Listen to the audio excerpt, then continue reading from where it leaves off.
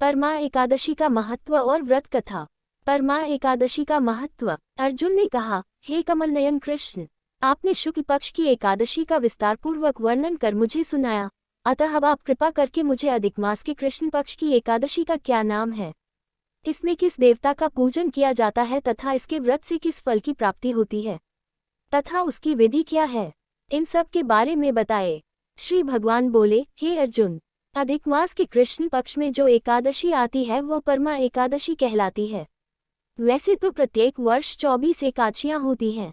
अधिक मास या मलमास को जोड़कर वर्ष में 26 एकादशियां होती हैं। अधिक मास में 2 एकादशियां होती हैं, जो पद्मिनी एकादशी शुक्ल पक्ष और परमा एकादशी कृष्ण पक्ष के नाम से जानी जाती हैं। इसके व्रत से सभी पाप नष्ट हो जाते हैं तथा मनुष्य को इस लोक में सुख तथा परलोक में सद्गति प्राप्त होती है। इसका व्रत विधानानुसार करना चाहिए और भगवान विष्णु का धूप, दीप, नैवेद्य, पुष्प आदि से पूजन करना चाहिए। इस एकादशी की पावन कथा जो कि महर्षियों के साथ काम्पिल्य नगरी में हुई थी, वह मैं तुमसे कहता हूँ। ध्यानपूर्वक सुने। परमा एकादशी व्रत कथा। काम्पिल्य नगरी में सुमेधा नाम का एक अत्यंत धर्मात्मा ब्राह्मण रहता था। उसकी स्त्री अत्यंत पवित्र तथा पतिव्रता थी। किसी पूर्व पाप के कारण वह दंपति अत्यंत दरिद्रता का जीवन व्यतीत कर रहे थे। ब्राह्मण को भिक्षा मांगने पर भी भिक्षा नहीं मिलती थी। उस ब्राह्मण की पत्नी वस्त्रों से रहित होते हुए भी अपने पति की सेवा करती थी तथा अतिथि को अन्न देकर स्वयं भूखी रह जाती थी और पति से कभी किसी वस्तु की मांग नहीं करती थी। दोनों पति पत्नी घोर निर्धनता का जीवन व्यतीत कर रहे थे। एक दिन ब्राह्मण अपनी स्त्री से बोला, हे प्रिय, जब मैं धनवानों से धन की याचना करता हूँ तो वह मुझे मना कर देते हैं। गृहस्थी धन के बिना नहीं चलती, इसलिए यदि तुम्हारी सहमति हो तो मैं परदेश जाकर कुछ काम करूं, क्योंकि विद्वानों ने कर्म की प्रशंसा की है। ब्राह्मण की पत्नी ने विनीत भाव से कहा, हे स्वामी, मैं आपकी दासी हूँ। पति अच्छा और बुरा जो कुछ भी कहे, पत्नी को वही करना चाहिए। मनुष्य को पूर्व जन्म में किए कर्मों का फल मिलता है। सुमेरु पर्वत पर रहते हुए भी मनुष्य को बिना भाग्य के स्वर्ण नहीं मिलता। पूर्व जन्म में जो मनुष्य विद्या और भूमि दान करते हैं, उन्हें अगले जन्म में विद्या और भूमि की प्राप्ति होती है। ईश्वर ने भाग्य में जो कुछ लिखा है, उसे टाला नहीं जा सकता। यदि कोई मनुष्य दान नहीं करता तो प्रभु उसे केवल अन्न ही देते हैं। इसलिए आपको इसी स्थान पर रहना चाहिए, क्योंकि मैं आपका विछोह नहीं सह सकती। पति बिना स्त्री की माता, पिता, भाई, श्वशुर तथा संबंधी आदि सभी निंदा करते हैं। हंसिए हे स्वामी, कृपा कर आप कहीं न जाएं। जो भाग्य में होगा वह यहीं प्राप्त हो जाएगा। स्त्री की सलाह मानकर ब्राह्मण परदेश नहीं गया। इसी प्रकार समय बीतता रहा। एक बार कौंडिन्य ऋषि वहां आए। ऋषि को देखकर ब्राह्मण सुमेधा और उसकी स्त्री ने उन्हें प्रणाम किया और बोले, आज हम धन्य हुए। आपके दर्शन से आज हमारा जीवन सफल हुआ।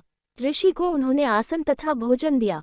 भोजन देने के बाद पतिव्रता ब्राह्मणी ने कहा, हे ऋषिव, कृपा कर आप मुझे दरिद्रता का नाश करने की विधि बतलाए। मैंने अपने पति को परदेश में जाकर धन कमाने से रोका है। मेरे भाग्य से आप आ गए हैं। मुझे पूर्ण विश्वास है कि अब मेरी दरिद्रता शीघ्र ही नष्ट हो जाएगी, अतः आप हमारी दरिद्रता नष्ट करने के लिए कोई उपाय बताएं। ब्राह्मणी की बात सुन कौंडिन्य ऋषि बोले, हे ब्राह्मणी, मल मास की कृष्ण पक्ष की परमा एकादशी के व्रत से सभी पाप, दुख और दरिद्रता आदि नष्ट हो जाते हैं। जो मनुष्य इस व्रत को करता है वह धनवान हो जाता है। इस व्रत में नृत्य, गायन आदि सहित रात्रि जागरण करना चाहिए। यह एकादशी धन वैभव देती है तथा पापों का नाश कर उत्तम गति भी प्रदान करने वाली होती है। धनाधिपति कुबेर ने भी इस एकादशी व्रत का पालन किया था, जिससे प्रसन्न होकर भगवान भोलेनाथ ने उन्हें धनाध्यक्ष का पद प्रदान किया। इसी व्रत के प्रभाव से सत्यवादी राजा हरिश्चंद्र को पुत्र, स्त्री और राज्य की प्राप्ति हुई थी। तदुपरांत कौंडिन्य ऋषि ने उन्हें एकादशी के व्रत का समस्त विधान कह सुनाया। ऋषि ने कहा, हे ब्राह्मणी, पंचरात्रि व्रत इससे भी ज्यादा उत्तम है। परमा एकादशी के दिन प्रातःकाल नित्य कर्म से निवृत्त होकर विधान पूर्वक पंचरात्रि व्रत आरंभ करना चाहिए। जो मनुष्य 5 दिन तक निर्जल व्रत करते हैं, वे अपने माँ पिता और स्त्री सहित स्वर्ग लोक को जाते हैं। जो मनुष्य 5 दिन तक संध्या को भोजन करते हैं, वे स्वर्ग को जाते हैं। जो मनुष्य स्नान करके 5 दिन तक ब्राह्मणों को भोजन कराते हैं, वे समस्त संसार को भोजन कराने का फल पाते हैं। जो मनुष्य इस व्रत में अश्वत्थ दान करते हैं, उन्हें तीनों लोकों को दान करने का फल मिलता है।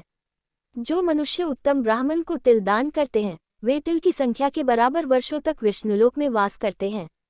जो मनुष्य घी का पात्र दान करते हैं, वह सूर्यलोक को जाते हैं। जो मनुष्य 5 दिन तक ब्रह्मचर्य पूर्वक रहते हैं वे देवांगनाओं के साथ स्वर्ग को जाते हैं। हे ब्राह्मणी, तुम अपने पति के साथ इसी व्रत को धारण करो, इससे तुम्हें अवश्य ही सिद्धि और अंत में स्वर्ग की प्राप्ति होगी। कौंडिन्य ऋषि के वचनानुसार ब्राह्मण और उसकी स्त्री ने परमा एकादशी का 5 दिन तक व्रत किया। व्रत पूर्ण होने पर ब्राह्मण की स्त्री ने एक राजकुमार को अपने यहाँ आते देखा।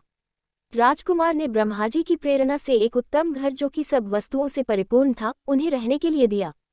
तदुपरांत राजकुमार ने आजीविका के लिए एक गांव दिया। इस प्रकार ब्राह्मण और उसकी स्त्री की गरीबी दूर हो गई और पृथ्वी पर काफी वर्षों तक सुख भोगने के पश्चात वे पति पत्नी श्री विष्णु के उत्तम लोक को प्रस्थान कर गए। दोस्तों, कृपया कर हमें कमेंट के जरिए बताएं कि आपको हमारी ये वीडियो कैसी लगी। इसी तरह के नए नए वीडियो पाने के लिए हमें सब्सक्राइब जरूर करें और वीडियो लाइक करना ना भूलें।